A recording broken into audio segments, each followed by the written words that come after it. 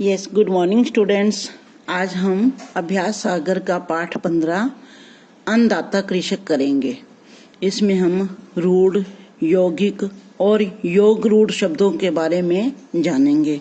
तो सबसे पहले तो मैं बता देती हूँ आपको कि व्युत्पत्ति, बनावट या रचना के आधार पर शब्द जो हैं वो 3 प्रकार के होते हैं, रूढ़, यौगिक और योग रूढ़।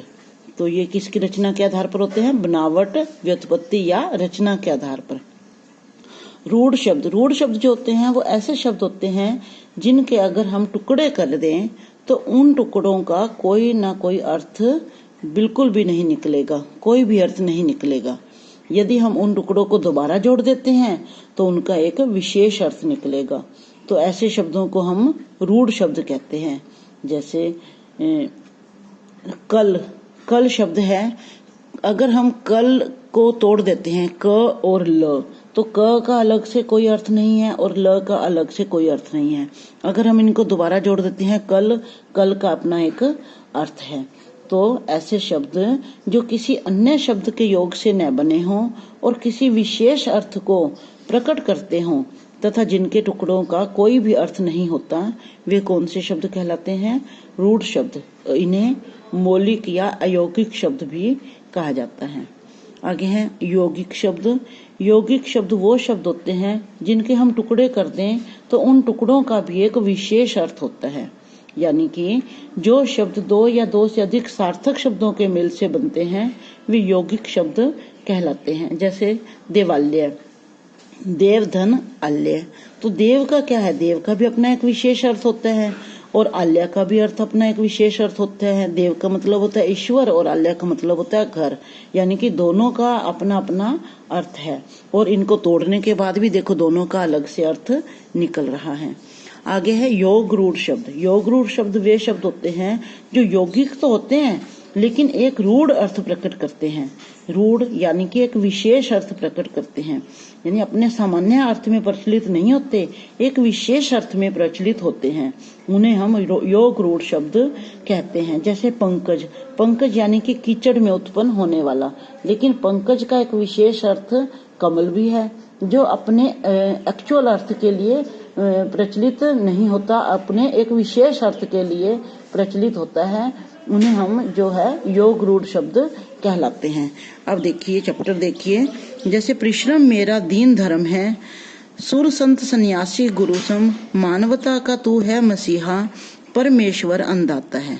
अब यहाँ पर जो ऊपर पंक्तियां दी गई हैं इनमें से हमने उपसर्ग और प्रत्यय आगे के जोड़ने से बने हैं उन शब्दों को छांटना है। जैसे परिश्रम, परिधन, श्रम, मानवता, मानव धन ता, सन्यासी, समधन न्यासी, परमेश्वर, परम धन ईश्वर, अन्नदाता, अन्न धन दाता।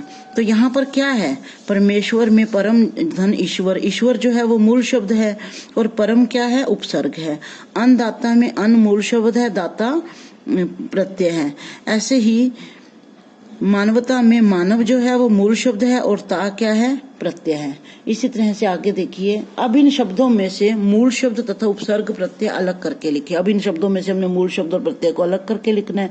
जैसे मानवता, मानव धन, ता क्या है? प्रत्यय है। सन्यासी में न्यास जो है मूल शब्द है, सम उपसर्ग है और ई प्रत्यय है। परमेश्वर में ईश्वर जो है वो मूल शब्द है, परम उपसर्ग है। अन्नदाता में मूल शब्द क्या है? अन्न और दाता क्या है? प्रत्यय। आगे है प्रारंभ में दी गई काव्य पंक्तियों में से कोई भी ऐसे 5 शब्द लिखिए जो किसी के योग से नहीं बने हैं और जिनके सार्थक खंड नहीं किए जा सकते। अब ये जो हमने ये वाली पंक्तियां जो हमने पढ़ी थी इसमें से कोई भी 5 शब्द हमने छांट कर लिख लेने हैं। जैसे दीन, संत, सुर, सम, गुरु। तो ये क्या है? इसका जैसे गु और रू को हम अलग अलग करते हैं तो इनका कोई भी अर्थ नहीं निकलता। तो इसी तरह से ये 5 शब्द लिख लेने हैं। आगे है प्रश्न नंबर 4।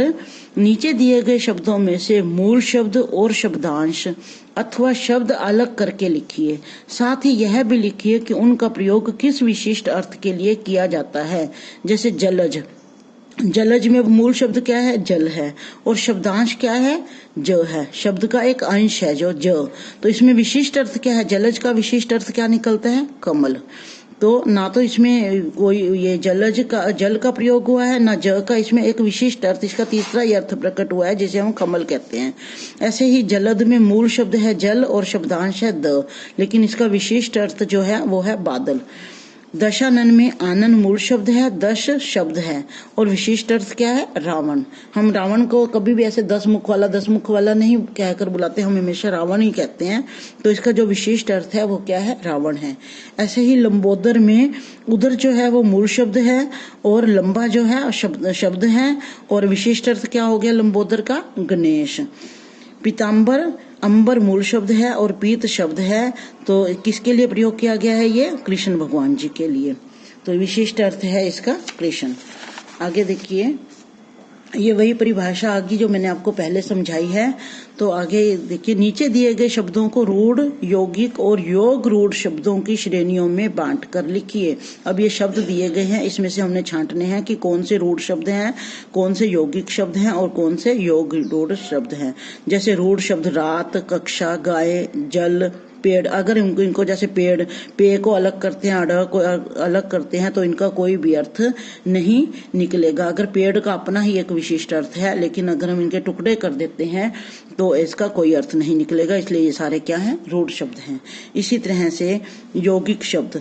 यौगिक शब्द क्या है? यौगिक शब्द जैसे जो शब्द ऐसे शब्द हैं जिनके हम टुकड़े कर दें तो उनको टुकड़ों का भी एक विशेष अर्थ होता है।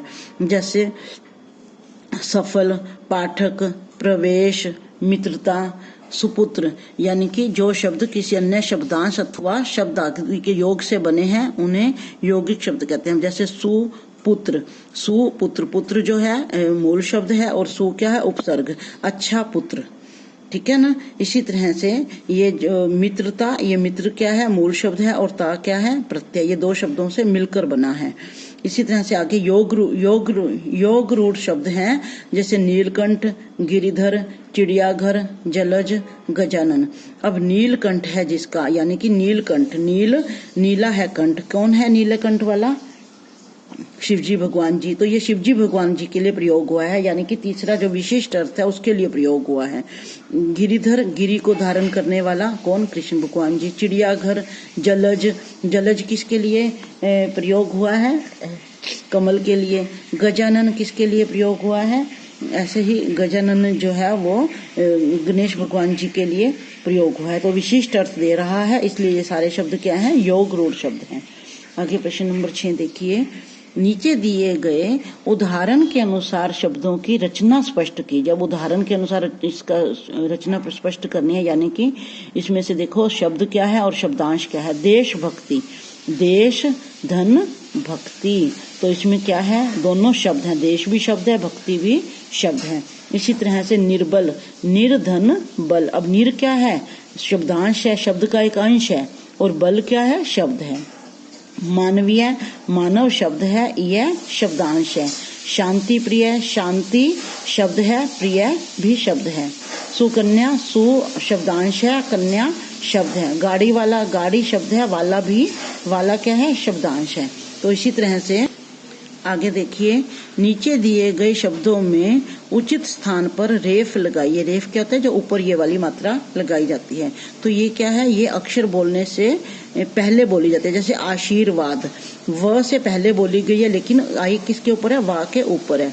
ऐसे ही निर्मल, निर्मल जो र है, ये देखो नी के बाद बोला गया, लेकिन म के बाद इसकी लिखा जाता है। ये दर्शन, धर्म, स्वर्ग, वर्षा, ये सारे क्या हैं? देखो स्वर्ग, स्वर्ग र पहले बोला जाता है, लेकिन लिखा ग के बाद जाता है। आगे देखिए, नीचे दिए गए शब्दों में से संज्ञा, सर्वनाम और विशेषण शब्द छांट कर लिखिए।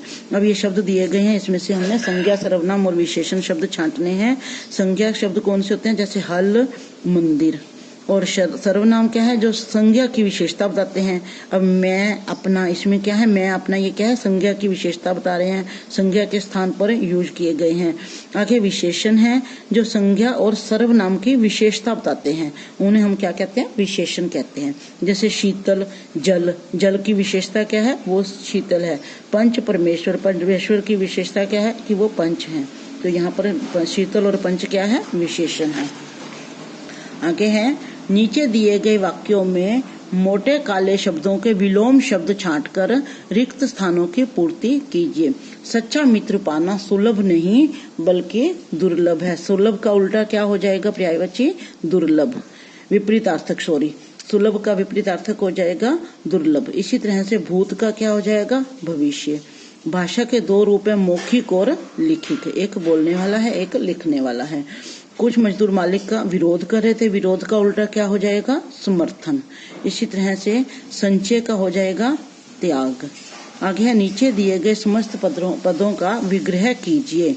अब ये क्या है, समस्त पद हैं, स्त्री पुरुष, गुण दोष, पाप पुण्य, ये सारे क्या हैं, समस्त पद हैं। इसका हम अगर विग्रह करते हैं तो ये बड़ा हो जाएगा, स्त्री और पुरुष।